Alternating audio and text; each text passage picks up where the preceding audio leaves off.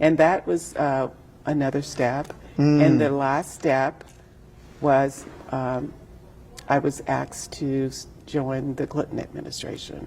And that was in 1993. Bill Clinton's administration. Amazing story here. So that was 1993, so I was there for 8 years. And after that, my husband and I moved to Chicago, and that was when my journey as far as writing actually started. So this particular book.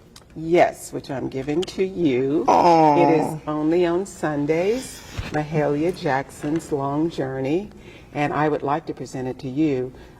This is a book that I started in, actually, it was given to me as a gift to start. My husband and I lived in Chicago, and we befriended a man by the name of Roland Barris.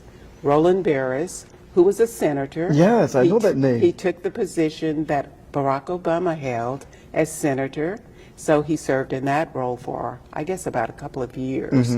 But we ended up going to his house for dinner one Sunday, and we were there talking about, oh, this house has such a wonderful feeling, ambience. And he and his wife, they kind of chuckled. They said, do you know who lived in this house? And we said, no, Mahalia Jackson. He had purchased Mahalia Jackson's home just months before she passed away. So that was the home, and he gave us some, as we were leaving, gave us some boxes with some memorabilia, information that had been left there, and asked if I would consider writing her book. And 10 years later... There are no accidents. There are no accidents. 10 years later, I started on the book. It was actually during the COVID pandemic that I think a lot of, especially writers of color, were grappling with. What do we do to make a statement, to contribute to what is going on in our world? There was just so much. And so my contribution was going to be sharing Mahalia Jackson with the world. Wow. And I'm sharing it with you. Oh, thank you.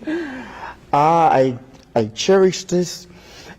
I'm telling all of you, I've begun reading this already. This is a great read.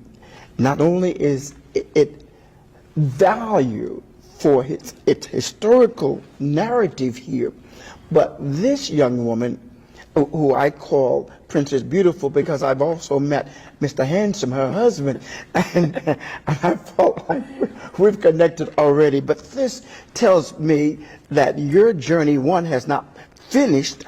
Two, you've got to be the sponge on so many of these great people who have been a part of your journey.